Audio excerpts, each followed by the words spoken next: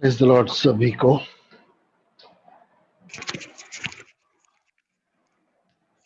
Hallelujah. कितने लोग वचन सुनना चाहते हैं? कितने लोग चाहते हैं कि अब हम वचन में और गहराई में जाए? वंडरफुल।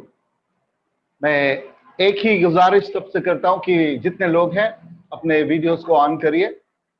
आज हमारे पास में समय है, हम वचन को और ज्यादा गहराई में लेकर जाएंगे जहां तक का प्रभु की आत्मा लीड करे। और एक और बात मैं आपको बताना चाहता हूं कि मैं एक सबसे पहले एक वीडियो को एक एक मूवी का एक क्लिप को मैं शेयर कर रहा हूं। कोई भी स्क्रीन को टच न करे, कोई भी स्क्रीन को टच न करे, उसकी आवाज सुनने की कोशिश भी ना करे। आपको उस मूवी के सीन को देखकर भी आप बहुत कुछ समझ सकेंगे और मैं आपको प्रचार में उसके बारे में जरूर बताऊंगा। ये मूवी है चैरियट ऑफ फायर। 1981 में ये मूवी रिलीज हुई थी और इसका 2 मिनट का क्लिप मैं आपको बताना चाहूंगा और आप बिल्कुल भी स्क्रीन को टच, बस देखिए उस क्लिप को और हम वचन में आगे जाएंगे। Please.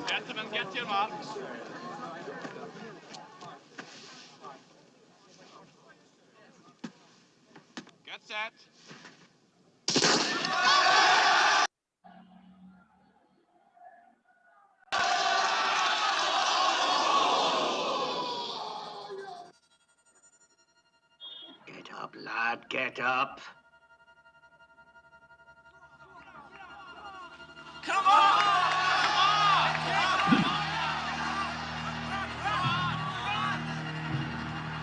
Can you believe it? Stetson not back yet.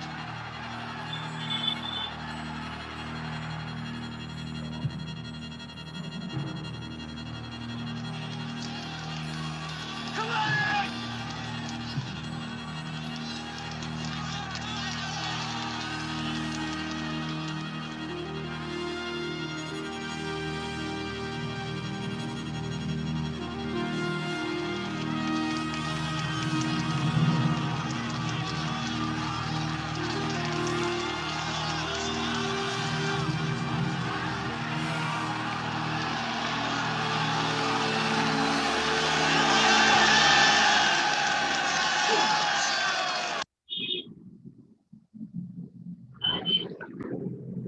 मुझे यकीन है कि आपने इस क्लिप को बड़े ही गौर से देखा होगा और यदि उसकी आवाज नहीं भी आई होगी तो भी मुझे यकीन है कि आपको उसका थीम समझ गया होगा कि एक्चुअली वो वीडियो किस चीज का है।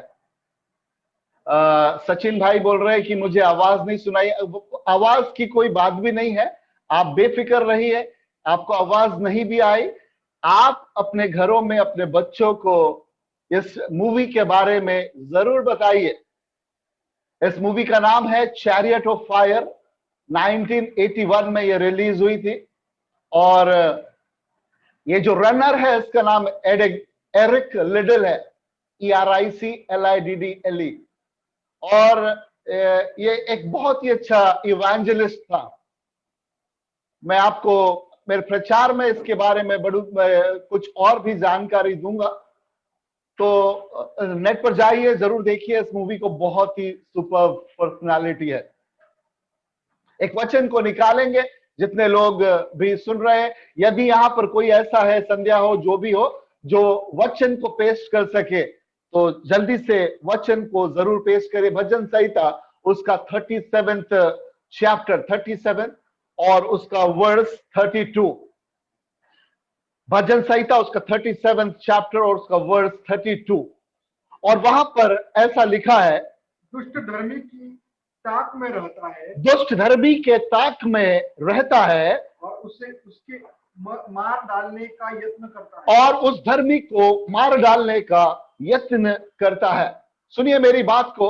जितने लोग मिनिस्ट्री कर रहे हैं, जितने लोग सेवा में अपने आप को लाना चाहते हैं, जितने लोगों की इच्छा है परंतु कई सीन्स देखकर वो घबरा जाते हैं, ऐसे लोगों से आज परमेश्वर का वचन बात करेगा। वहां पर लिखा है कि दुष्ट जो लोग जो है वो धर्मी की ताक में रहते हैं, मतलब वो शूट करने के लिए उस धर्मी के पीछे लगे हुए रहते हैं। लेकिन और उसके आगे ऐसा लिखा और उसे मार डालने का वो प्लान्स करते हैं।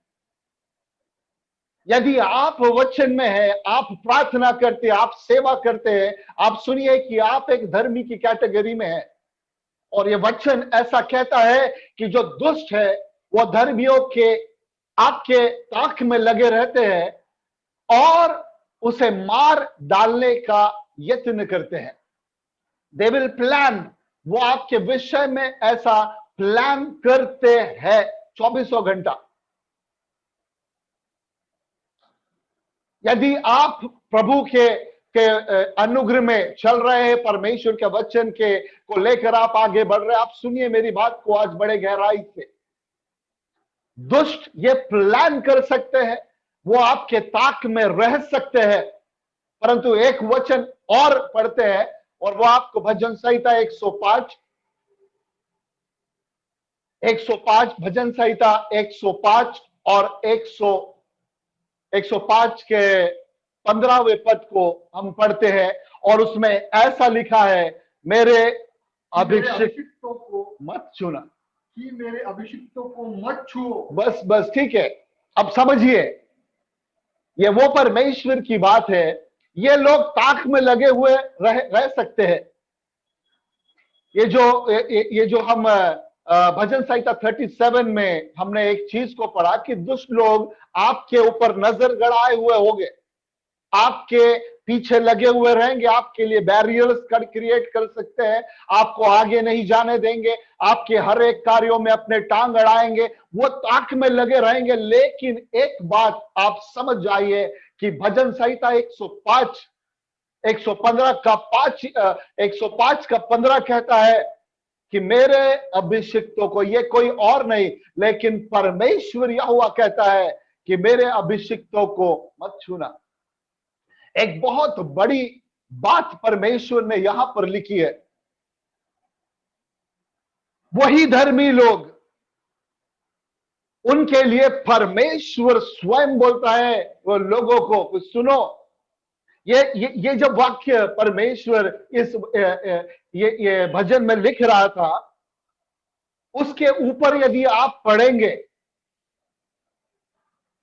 तो मैं आपको एक चीज बताऊं कि ये उन इजराइलियों के बारे में बता रहा है कि ना वो सब राज्यों में घूम रहे हैं, हर एक किंगडम में घूम रहा है। लेकिन मैं चाहता हूं, चलिए 13 और 14 दोनों भी पढ़ लेते। भजन संहिता 105, हाँ, उसका 13 और 14, Psalms 105 और उसका वर्स 13 एंड 14 सुनिए बड़े अच्छे से।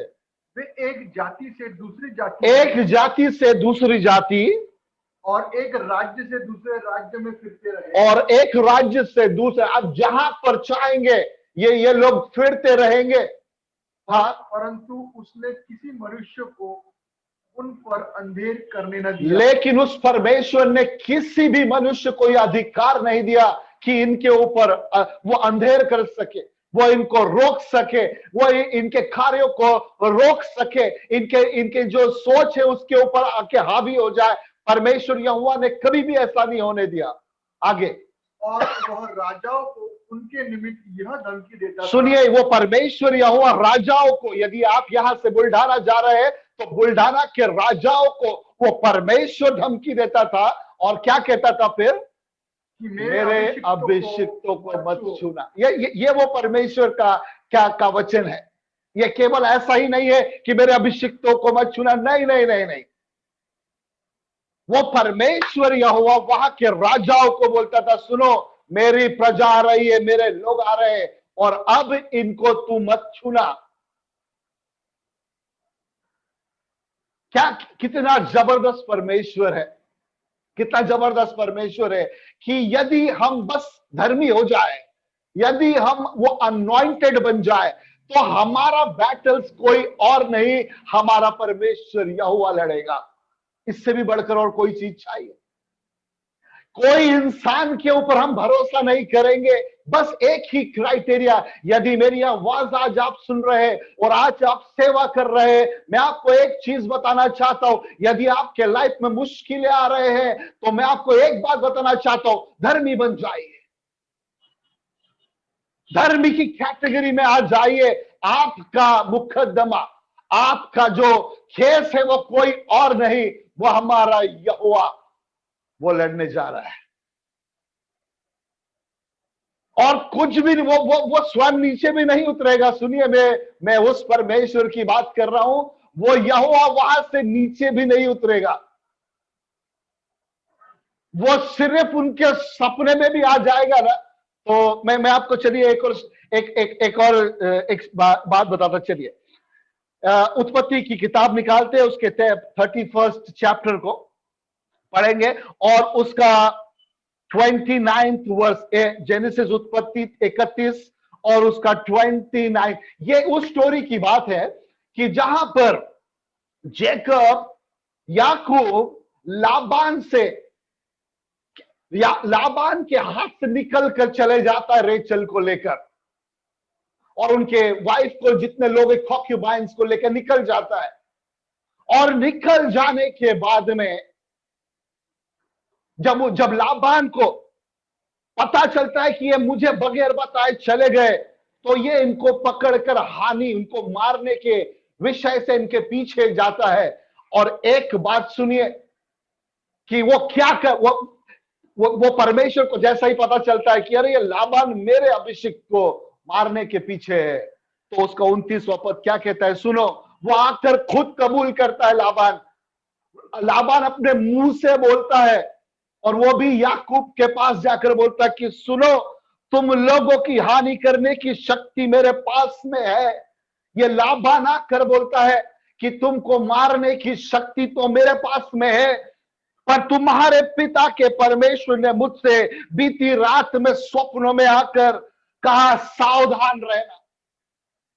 बीती रात को तुम्हारा परमेश्वर मेरे सपने में आया। मेरे में ताकत तो है कि तुमको मार दूं, तुम्हारी हानि कर दूं, लेकिन एक वजह से नहीं कर सकता, क्योंकि तुम्हारा परमेश्वर यहोवा कल रात मेरे स्वप्नों में आ गया और उसने बोला कि सावधान रहना, इसको हाथ मत लगाना।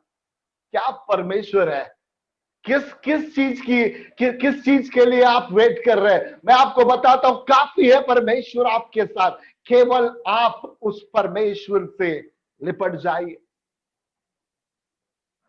जैसे ही आप अपने आप को उस परमेश्वर के हवाले कर देंगे और कहेंगे पूरे मन से, पूरी शक्ति से, प्रभु मैं आपकी सेवा करूं, आप देखिए जैसे ही आपने बोला वो परमेश्वर क्या करेगा। एक और पद बताता हूं। ये ऐसा ही नहीं है। उत्पत्ति उसके 20वें अध्याय में, उत्पत्ति उसके जेनेसिस चैप्टर 20 में एक और स्टोरी, एक और धर्मी के बारे में यहां पर लिखा है, जिसका नाम अब्राहम है। और अब्राहम ने बस परमेश्वर की आवाज सुना और वो निकल गया। उसने ये नहीं देखा कि मेरे लाइफ के साथ में क्या होगा, लेकिन परमेश्वर की आवाज के साथ में वो वफादार रहा। और एक समय आया कि जब वो अबीमेलेक के टेरिटोरी में आया और वहां पर उसकी वाइफ सारा को उस अबीमेलेक ने अपने महल में लेकर चले गया। इसने कुछ भी नहीं बोला, एक ही रीजन से, इसका भरोसा परमेश्वर पर था। और उस अबीमेलेक ने जो बात बताया वो भी सुन लीजिए। उसके जेनेसिस 20 और उसके 30 पद में वो अबीमेलेक आकर कहता है, रात को परमेश्वर ने स्वप्नों में अबीमेलेक के पास आकर कहा, सुन, जिस स्त्री को तूने रख लिया है उसके कारण तू मर जाएगा। सुनिए, वही परमेश्वर यहोवा आपके एक एक मूव को देख रहा है। आप किस जगह पर जाकर फंस गए हैं, उस जगह पर परमेश्वर बोलता है, आज मैं काम करता हूं। आपको क्या लगता है कि आप ऐसे ही आप जो काम कर रहे हैं, आप अपने मर्जी से या अपनी शक्ति से कर रहे हैं? मेरे प्रियो, यदि आप ऐसा सोच रहे हैं तो आप गिर जाएंगे।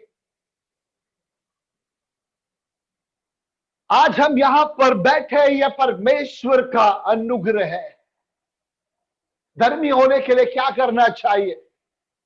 धर्मी, कितने लोग चाहते कि मैं धर्मी बनूं?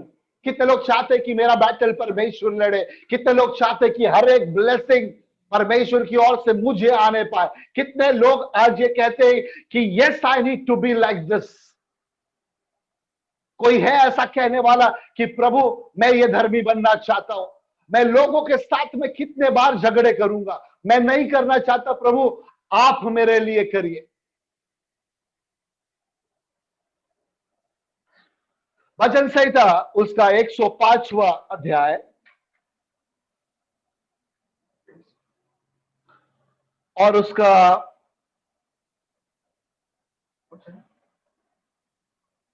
पहला वचन से हम लोग, मैं आपको एक चीज बता रहा हूं कि धर्मी बनने के लिए क्या करना चाहिए। सुनिए, सचिन भाई बोल रहे हैं कि मुझे वॉइस नहीं आ रहा है। प्लीज चेक करिए, क्या मेरी आवाज आप लोग को क्लियर है, या किसी को ऐसा लगता है कि मेरी आवाज नहीं आ रही है तो आप मुझे बताइए। सचिन भाई का मैसेज आ रहा है कि आवाज क्लियर नहीं है। ओके, क्लियर है, अब्राहम भाई बता रहे हैं। सो वहां पर लिखा, देखिए धर्मी बनने की कैटेगरी पहले आपको बता दूं। वहां पर लिखा है यहोवा का धन्यवाद करो। 105 के 15 में ऐसे ही जाके परमेश्वर ने ये नहीं बोला कि मेरे लोगों को छूना मत, लेकिन उनकी क्वालिटी तक का पहले बताई गई है। आप सुनिए, पहले धर्मी बनने के लिए आप यदि चाहते हैं कि परमेश्वर आपका मुकद्दमा लड़े तो आपको करना क्या चाहिए, ये सुनिए। पहले यहां पर लिखा है पहले पद में, यहोवा का धन्यवाद करो, उससे प्रार्थना करो, देश देश के लोगों में उसके कामों का प्रचार करो। सुनिए, यदि आप सुन सुनकर घर में बैठे हुए, आज मैं आपको बताना चाहता हूं, उस यहोवा के बारे में जाकर प्रचार करो। यदि आपको ऐसा लग रहा है आपके पास में बुद्धि ज्ञान से परमेश्वर ने भरा है, बाजू के लोगों को जाकर बताओ कि यहोवा कितना भला है। दूसरा पद में लिखा, उसके लिए गीत गाओ। आप जहां पर है वहां पर गीत गाना शुरू करिए उस परमेश्वर यहोवा के लिए। आपके अंदर से वो चीजें आना चाहिए, आपको बाहर से बोला जाएगा इसलिए आप गीत गाएंगे, ऐसा बिल्कुल भी नहीं। आपके अंदर से वह आवाज आना चाहिए और आप दिन भर उसके गानों में गुनगुना रहे हैं, आपको आप वही बातों को गा रहे हैं। ऐसा लाइफ होना चाहिए मेरे प्रियो। और उसके सब आश्चर्य कर्म पर ध्यान रखो। सुनिए, आपको यह याद रखना पड़ेगा कि आज आप जिंदा क्यों है। कोरोना में कितने लोग मर गए, परंतु आपको उसके आश्चर्य कर्म पर याद ध्यान लगाना पड़ेगा कि यह परमेश्वर था, मुझे यहां तक लेकर आया है। आपको कोई बड़े मिराकल्स की जरूरत नहीं, आप जिंदा है, आप सांस ले रहे हैं, यही सबसे बड़ा मिराकल है आपके लाइफ के लिए। और जब आप इसके लिए धन्यवाद करना लगेंगे, आप धर्मी के कैटेगरी में आते जाएंगे। तीसरे पद में ऐसा लिखा है, उसके पवित्र नाम की बढ़ाई करो और यहोवा के खोजी का हृदय आनंदित हो। हमेशा कुड़कुड़ाए नहीं। आज सिर्फ 66 लोग आए, मैं सोच रहा था कि 100 आएंगे और मैं कुड़कुड़ाऊंगा, अरे जाने दो, मजा नहीं आ रहा। नहीं नहीं नहीं नहीं, जो भी है उसमें आनंद करो। यदि आपके अंदर से वो आनंद की लहर आ रही है, आप समझ जाइए आप धर्मी के कैटेगरी में पाए जाते हैं। और ये सब आप जब पढ़ेंगे, इसके बाद 15वें अध्याय में परमेश्वर बोलता है, touch not my anointed once, मेरे अभिषिक्तों को हाथ मत लगाना, क्योंकि ये सब चीजें कर रहे हैं। कितने लोगों को मेरी बातें समझ रही है? अब आप सुनिए, रोहित भाई आ गए। रोहित भाई आज बहुत खुश हो गए क्योंकि आपकी गाय 7 दिन के बाद में वापस लौट कर आई, है ना। वैसे ही वो जो जो उधड़ा पुत्र बोलते हैं ना, उसका बेटा जब वापस आया तो उसने बहुत बड़ा जश्न करा। भाई के जो गाय भैंस 7 दिनों से गुम गई थी, आज वापस आई। आज रात में पार्टी होना चाहिए, है ना। चलिए, मैं एक बात बताता हूं कि अनॉइंटेड होने के फायदे क्या है। मैं अभी आपको सिर्फ सिखा रहा हूं। मैं ना ये वचन को और गहराई में लेकर जाना चाहता हूं। मैं आपको केवल अभी बेस बना रहा हूं। आप यकीन करिए कि आज प्रभु आपसे बातें करने जा रहा है। एक बात याद रखिए, अनॉइंटेड होने के फायदे। जब आप अनॉइंटिंग से भर जाते हैं, जब आप अभिषेक में चलते हैं, तब जाकर 105 15 भजन आपके ऊपर पूरी तरह से लागू हो जाएगा। Touch not my anointed once, मेरे अभिषेक को हाथ मत लगाना। लेकिन ये अभिषेक मिलता कैसे है? कितने लोग सुनना चाहेंगे कि कितने लोग का आज कहना है कि प्रभु मुझे भी अभिषेक से भरिए, मुझे भी अभिषेक से भरिए, मुझे भी। एक बात बताता हूं, वाचा का संदूक, कितने लोगों को मालूम है वाचा का संदूक? Arc of the covenant. Arc of the covenant इतना अनॉइंटेड कि एक उज्जा नाम का एक व्यक्ति था, मैं उसकी स्टोरी नहीं बताना चाहता हूं, उसने केवल उसको हाथ लगाया, उसने केवल उस वाचा के संदूक को हाथ लगाया। और बाइबल बताती है 2 शमूएल 6 में, इसकी स्टोरी आप पढ़ सकते हैं, लिख लो जिसको लिखना है, इसको आप पढ़ सकते हैं, कि वो वहीं पर मर गया।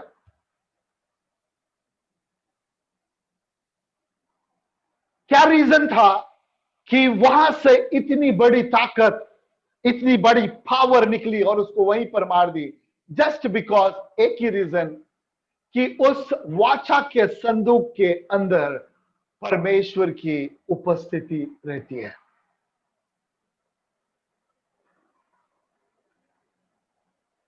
नए नियम में जब हम पॉल के बारे में पढ़ते हैं, उसके हैंकरचिप, उसके रुमाल को यदि लोग कोई टच भी कर ले, उसके ऊपर डाल दे, तो वो चंगे हो जाते थे, बाइबल बताती है। क्या रीजन है? सिंपल सा रीजन, कि पावर उसको पकड़ के रखा होगा, और वो पावर जो पवित्र आत्मा की सामर्थ्य है, उसमें कुछ अंश रह गई होगी। यीशु जा रहा था, और एक 12 साल से जो बीमार, जो स्त्री थी, उसने उसके गारमेंट को छुआ, और उस गारमेंट से पावर रिलीज हुआ। अनॉइंटिंग, वो अनॉइंटेड हुआ कैसे? सिंपल सी चीज, यदि कोई एक चीज, यदि आप भी, अब आप सब चीजें छोड़ दी, यदि आप भी उसके संगति में कंटिन्यूस ड्वेल करेंगे, आप कंटिन्यूस उससे लिपटे रहे, कंटिन्यूस, यदि आप उससे लिपटे रहेंगे 2400 घंटा, उसके वचन को पढ़ते रहेंगे, और आपने अपने मुंह से बोला कि प्रभु आज से मैं नहीं, अब मुझ में केवल आप ही बस नजर आने पाए, आप देखना कि आप अनॉइंटेड, आप ये कैटेगरी में आ गए, touch not my anointed once. यदि आप उसके वचन में दिन और रात रहेंगे, वो अभिषेक आपके लाइफ पर उतर कर आ जाएगा, और ये कई दिन तक रहेगा। अगर आपने उसका वचन पढ़ना छोड़ भी दिया तो कई दिन तक का रहेगा, ऐसा नहीं है कि तुरंत निकल जाएगा, क्योंकि यदि एक बोतल के अंदर हमने इत्र को डाला, अगर इत्र निकाल भी दे तो भी कई दिन तक का उसमें से फ्रेग्रेंस आते रहता है। सो बिल्कुल ऐसे ही तरीके से जब आप परमेश्वर की संगति में एकदम लौलीन हो जाते हैं, जिस चीज के साथ में उसकी संगति कुछ समय भी ठहर गई, वो अभिषेक उसको टच कर लेता है।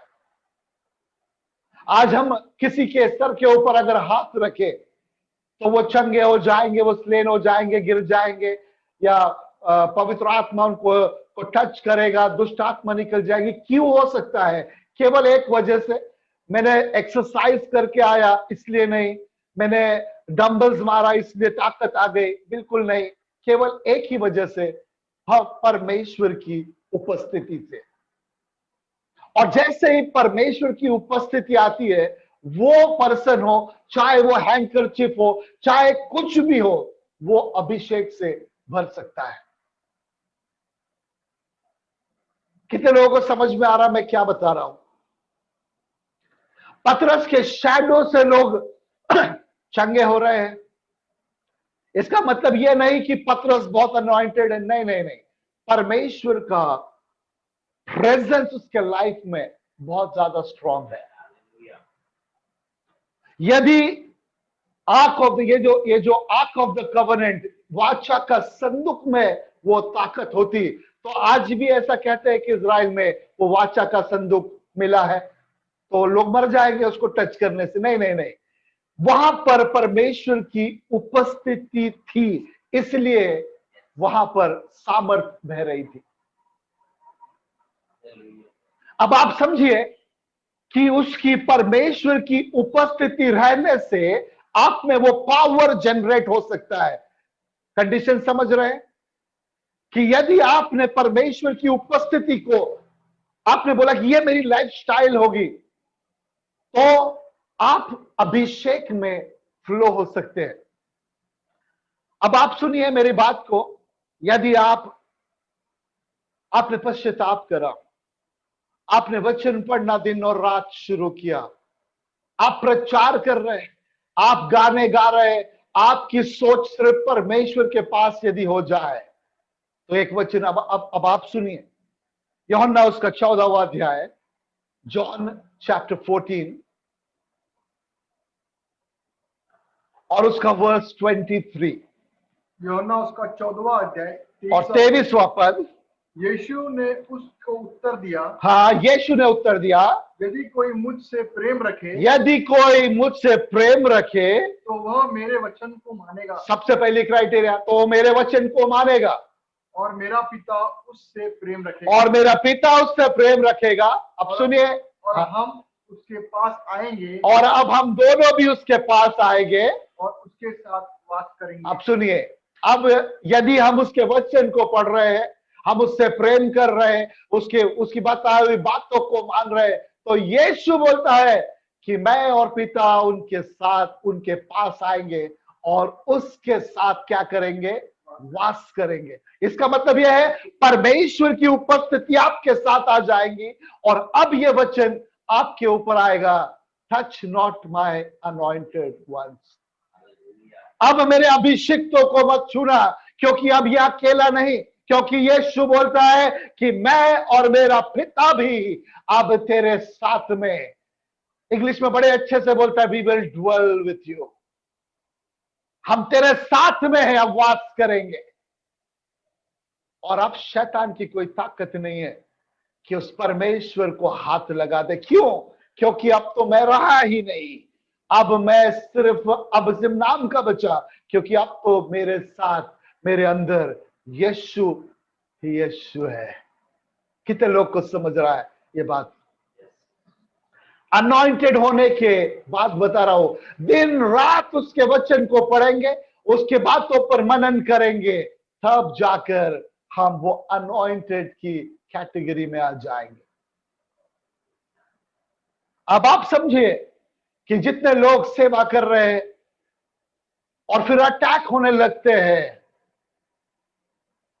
सो ये अटैक कैसे होते हैं? अब यहां से हम वचन को शुरुआत करते। कई लोग बोलते हैं कि प्रभु की सेवा हम कर रहे हैं, अटैक्स होने लग रहे हैं। लूका उसका 10वां अध्याय और उसका 30वां पद। लूक उसका 10वां अध्याय उसका 30वां वचन इस तरह है। सुनिए, लूक उसका 10वां अध्याय और उसका 30वां पद क्या कहता है? यीशु ने उत्तर दिया, यीशु ने उत्तर दिया, एक मनुष्य यरूशलेम से यरीहो को जा रहा था। ओके, सुनिए, सबसे पहली बात मैं ये बता दूं कि एक मनुष्य था और वो यरूशलेम से यरीहो को जा रहा था। यदि आपको इस स्टोरी के बारे में पता है और आपको ये पता है कि यहां पर उसके नीचे जाने के बाद में उसको मारा गया, उसके कपड़े उतारे गए, उसके ऊपर अटैक्स हुए, तो एक ही रीजन है, और वो ये रीजन है कि वो यरूशलेम से यरीहो को जा रहा था।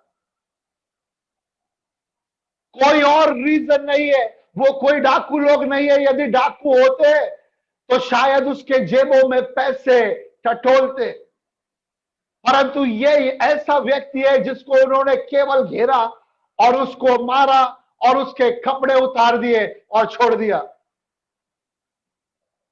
आप समझिए कि ये स्पिरिचुअल अटैक्स के बारे में परमेश्वर यीशु मसीह बता रहा है।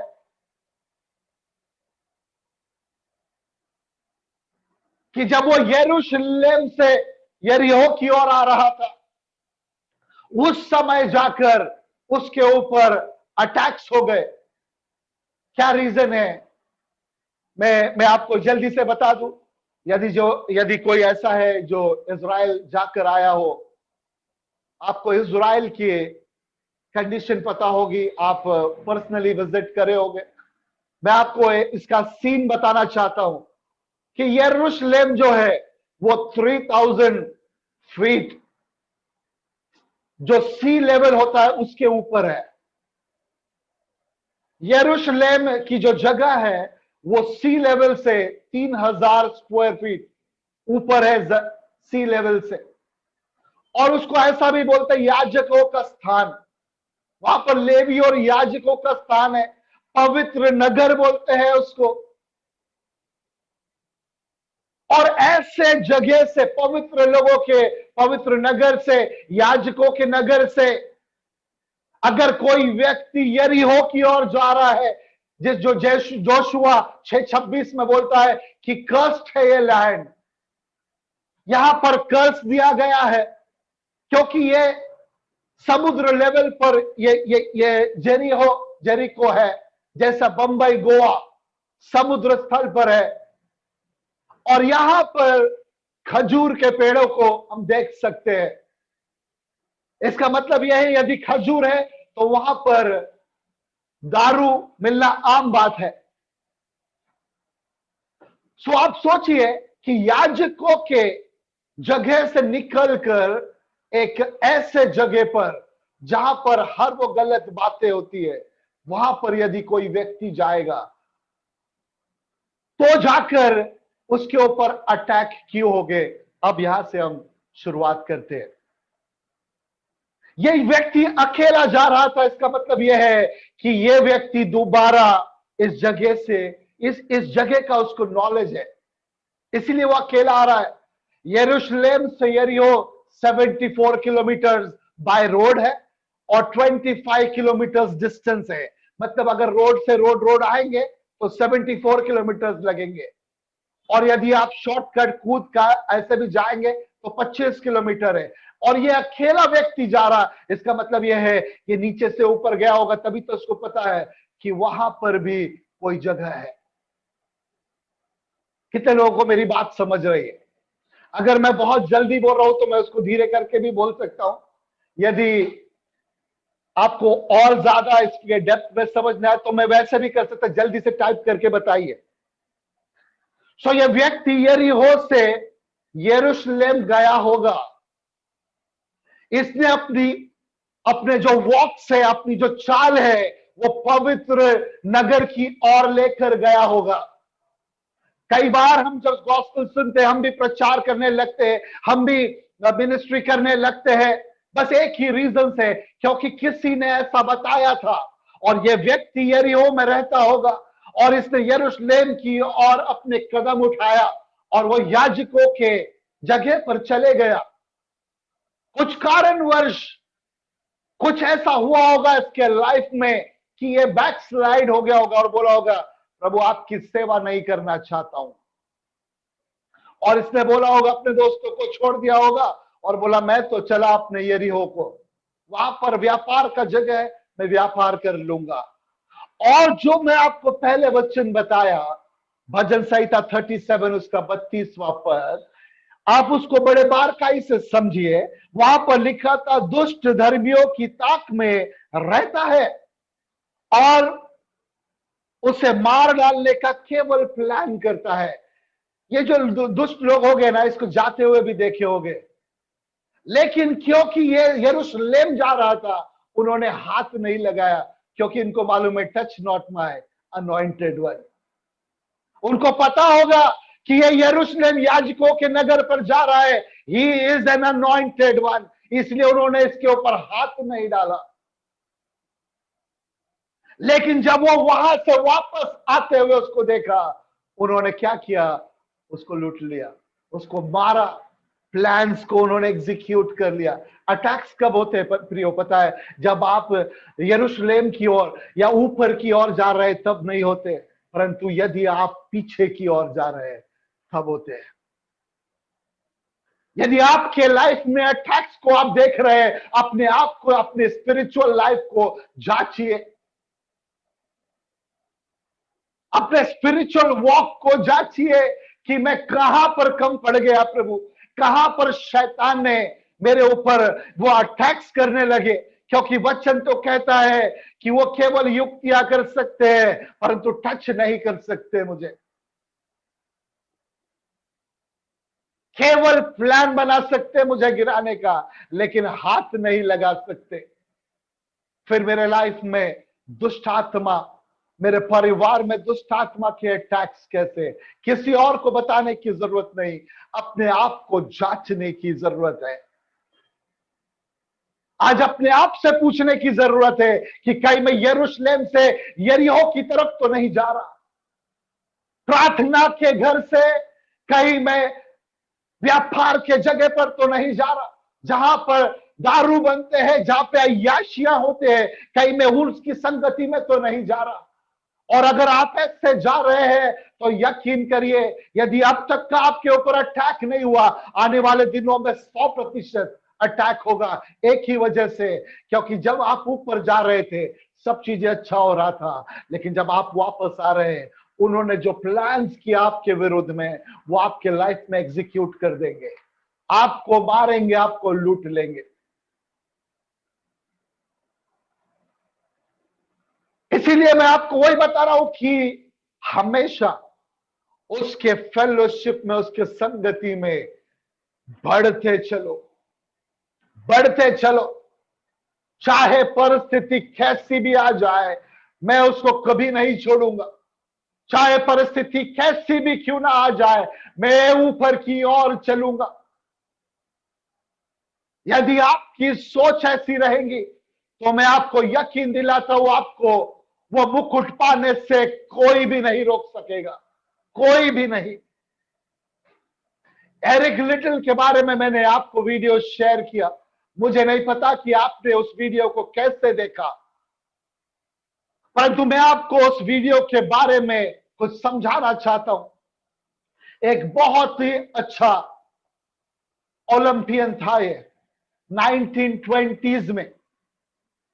उस समय शायद वीडियो का कोई प्रावधान नहीं होगा, परंतु बाइबल पढ़ने वाला यह व्यक्ति, हमेशा परमेश्वर की ओर देखने वाला व्यक्ति, चाहे कैसी भी परिस्थिति क्यों ना आ जाए, वो कभी भी नहीं झुकता था। एक समय आया कि जैसे ही ये एरिक लिटिल ओलंपिक्स खेलने के लिए गया, जिस रेस में यह जाता सबको पता होता कि एरिक ही जीतने वाला है, क्योंकि परमेश्वर ने इसके जीवन पर अनुग्रह करके रखा था। बड़ी मेहनत से चाइना में पहले तो ये पैदा हुआ और स्कॉटलैंड में बड़ा हुआ, और स्कॉटलैंड से ओलंपिक के लिए आया हुआ ये बंदा था, परमेश्वर को प्रथम स्थान देने वाला। जब वो क्वालिफाई करके ओलंपिक्स में आया और उसका जो रेस था वो 200 मीटर्स का रेस इसको दौड़ना था, जिसके लिए स्पेशलाइज था। किसी कारणवश ये 200 का रेस ओलंपिक्स में संडे के दिन आया और इस व्यक्ति ने बोला कि मैं ये रेस नहीं दौड़ सकता हूं, या अपने कोच को आकर बोला कि चाहे कुछ भी हो जाए, क्योंकि संडे के दिन मुझे चर्च को जाना है, मुझे प्रार्थना में समय देना है, और मैं ये संडे का दिन किसी भी तरह से किसी और चीजों के लिए, लोगों को एंटरटेन करने के लिए मैं नहीं दे सकता हूं। कई लोगों ने उसके पास आकर आग्रह किया कि तुम ऐसा मत करो क्योंकि तुम ही जीतने वाले हैं। वो बोलता है कि मैं चाहे कुछ भी हो जाए, मैं ये रेस नहीं लड़ूंगा। उसका कोच उसके पास में आकर बोला कि सुनो एरिक, यदि आज आप नहीं ये रेस में जाएंगे तो आपको जीतने के चांसेस कम है, क्योंकि 200 मीटर्स के बाद में 400 में आना पड़ेगा और वहां पर कई लोग स्पेशलिस्ट हैं। उसने बोला चाहे हार जाऊंगा चलेगा, परंतु मैं ये संडे के दिन नहीं रेस लड़ूंगा। इसकी बुक्स यदि आप पढ़ेंगे, आप ये चीज देखेंगे कि किसी भी संडे को इसने ये रेस को नहीं लड़ा। कोई भी रेस हो जाए वो बोलता था मैं नहीं जाने वाला। जब वो रेस में नहीं गया, उसके बाद में 2 दिन के बाद में 400 मीटर के लिए जब नाम इनरोल करा गया और उसका नाम आया, सबको पता था कि एरिक हार जाएगा, क्योंकि इसने कभी भी 400 मीटर नहीं भागा था। जब वहां पर बुलाया गया लाइन पर, उसके एक फ्रेंड ने आकर उसके हाथ में एक चिट्ठी दिया और उसने उस चिट्ठी को खोला। आपने शायद इस वीडियो में वो देखे भी होंगे कि उसके फ्रेंड ने उस चिट्ठी को हाथ में ऐसा पकड़ के रखा था। मुझे नहीं पता कि आपने उस वीडियो को कैसे देखे, परंतु देखना जरूर। और उसमें एक वचन लिखा था, पहला शमूएल 2 और उसका 30वां पद, और उसमें यह लिखा था कि जो लोग परमेश्वर यहोवा का आदर करते हैं, परमेश्वर उनका आदर करता है। रेस शुरू हुई और रेस शुरू होने के बाद में उसे ढकेल दिया गया कि वो गिर जाए, परंतु फिर भी शैतान की कितनी भी ताकतें हो जाए आपको गिराने का, वो कैसे भाग रहा था। लोगों ने देखा पीछे से उठने के बाद दोबारा सबको हराते हुए वो फर्स्ट नंबर पर आया। स्टोरी यहीं तक नहीं है मेरे प्रियो। स्टोरी ऐसी है कि जब 1981 में प्रोड्यूसर ने बोला कि मैं इस फिल्म को इस कैरेक्टर से एक फिल्म बनाना चाहता हूं, चैरियट ऑफ फायर, और वो लोगों को ढूंढ रहा था कि कौन इस कैरेक्टर में सूट करेगा। एक व्यक्ति को लाया गया, कई साल इस मूवी पर उन्होंने उसको प्रैक्टिस करे, लेकिन वो व्यक्ति आकर एक ही चीज बोलता था, मैं सब कर सकता हूं इसके जैसा, केवल एक चीज नहीं कर सकता हूं।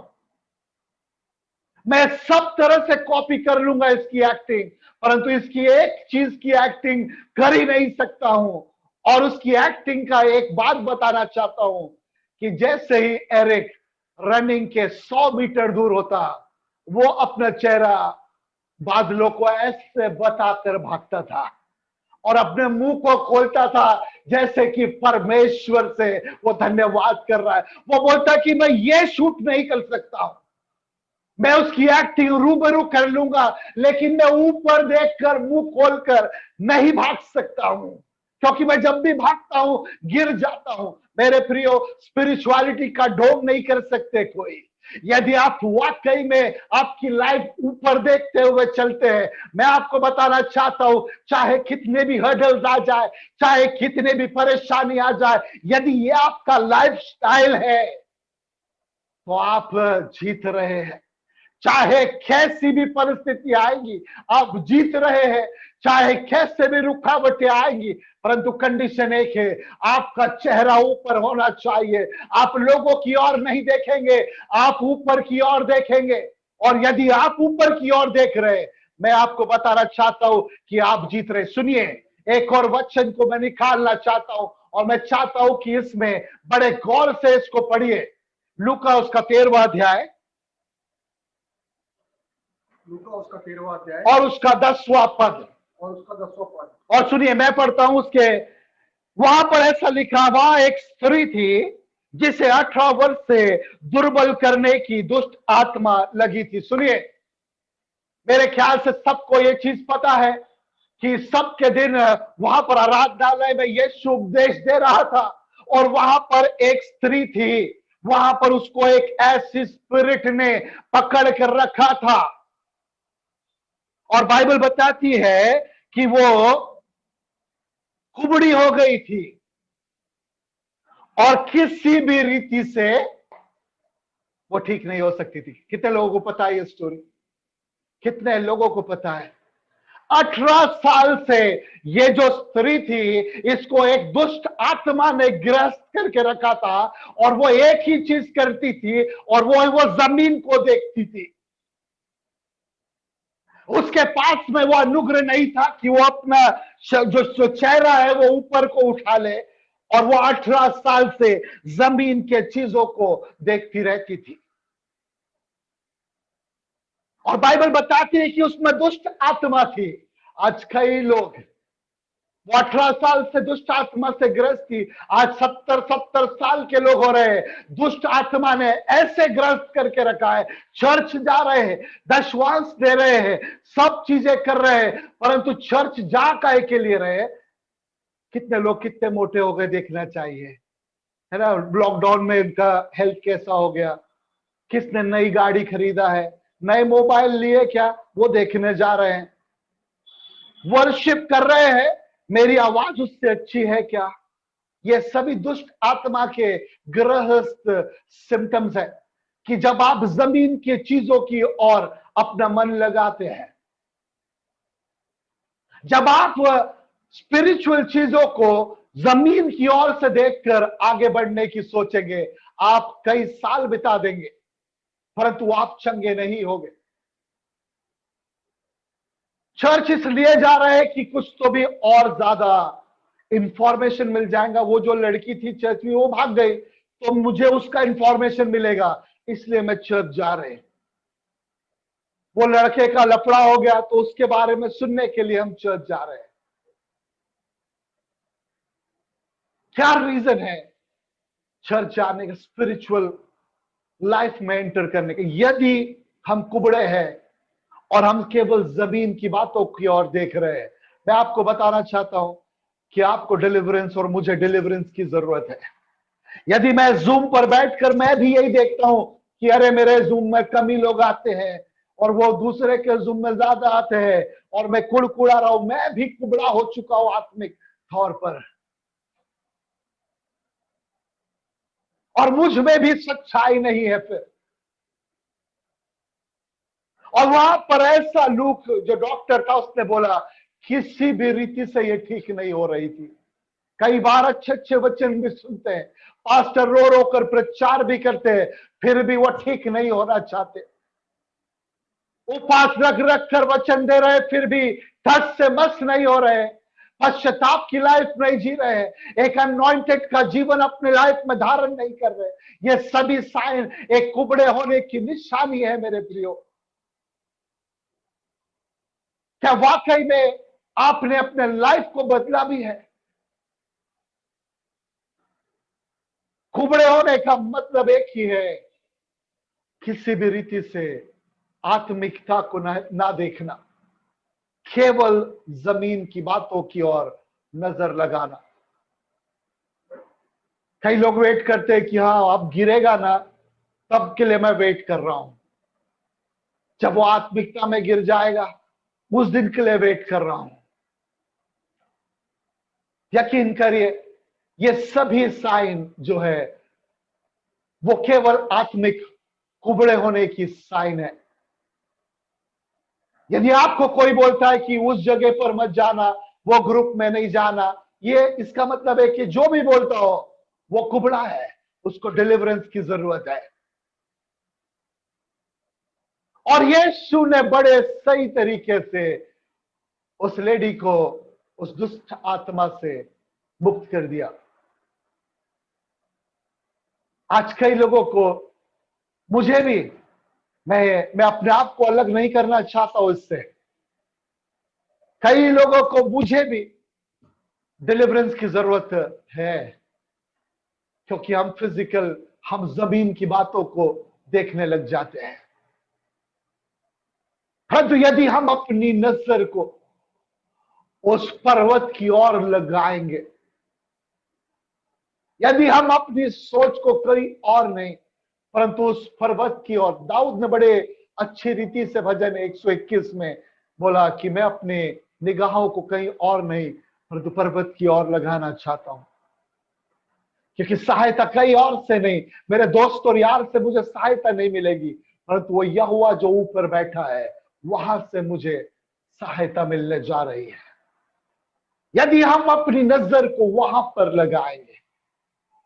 एक वचन को पढ़ना चाहूंगा, कोलोसियंस उसका 3रा अध्याय और उसका पहला और दूसरा पद। इसमें ऐसा लिखा है, कुलुसियों की पत्री उसका 3रा अध्याय और पहला और दूसरा पद, अब तो मसीह के साथ जिलाए गए तो स्वर्गीय वस्तु को की खोज में रहो।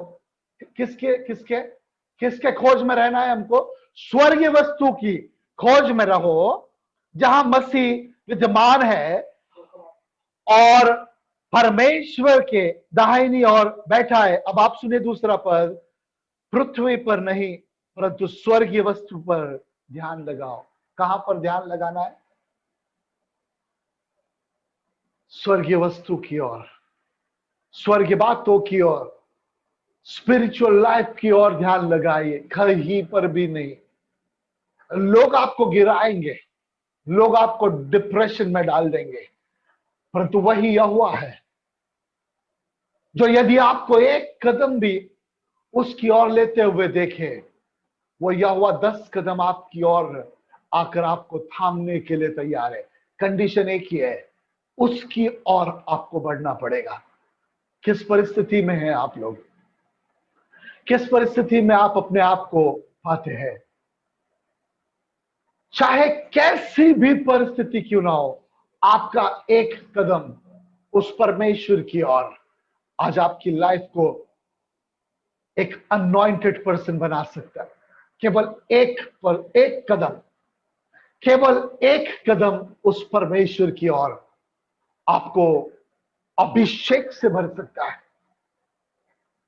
एक ऐसा अभिषेक जहां पर दुष्ट आपको हाथ नहीं लगा सकता, जहां पर शैतान की चाल आपके ऊपर हावी नहीं हो सकती, चाहे कैसी भी परिस्थिति क्यों ना हो जाए। कितने लोग चाहते हैं कि प्रभु आज मैं एक कदम आपकी ओर लेना चाहता हूं? कितने लोग कहते हैं कि प्रभु मैं आपकी ओर एक कदम लेना चाहता हूं, बस चाहता हूं कि आपका अभिषेक मेरे जीवन पर उंडेरा जाए, आपका अभिषेक मेरे जीवन पर। अब से मैं नहीं बचना चाहिए प्रभु, अब से मैं लोगों को नहीं दिखना चाहिए प्रभु, मुझ में केवल आप नजर आने पाए। मेरे प्रियो, ये एक बहुत ही जबरदस्त लाइफ है। यदि आज से आप कहते हैं कि मैं एक कदम परमेश्वर आपकी ओर लेना चाहता हूं और अब आप मुझे मेरे शरीर में मुझे मार दे, स्पिरिचुअल लाइफ के लिए मुझे खड़ा कर दे, आपकी बैटल्स परमेश्वर लड़ेगा। आपके विद्रोहियों के पास में वो स्वप्नों में जाएगा, दर्शन में जाएगा और उनको बोलेगा इसको हाथ मत लगाना। क्या जबरदस्त परमेश्वर है हमारा। हमको कुछ नहीं, बस हम तो बस चुपचाप खड़े रहो और देखो मैं कैसे लड़ता हूं तुम्हारे लिए, वो परमेश्वर बोलता है। यदि आज मेरी आवाज मिनिस्ट्री सुनने वाले लोग सुनते हैं, मैं आपको एक बात बताना चाहता हूं, यदि आप फिजिकल लाइफ में मिनिस्ट्री करेंगे, लोगों की बातें सुनते सुनते आप परेशान हो जाएंगे, डिप्रेशन में चले जाएंगे, आप सोचेंगे दुष्ट आत्मा आके मुझे अटैक करेगी।